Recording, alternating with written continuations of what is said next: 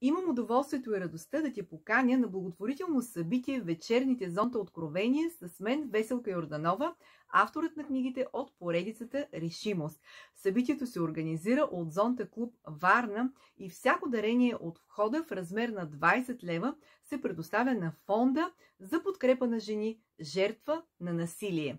Ако си съпричастен и искаш да подадеш ръка, заповядай на 25 януари от 18 часа в град Варна на улица Славянска, 19. Координатите ще ги видиш под видеото.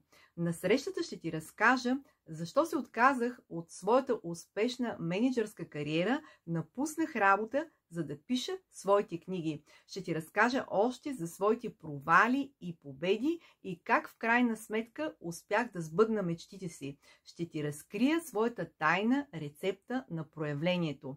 Обещавам, че ще бъде една изключително интересна среща за теб и ще си тръгнеш зареден, вдъхновен и твърдо решен да ставаш все по-успешен. Очаквам те!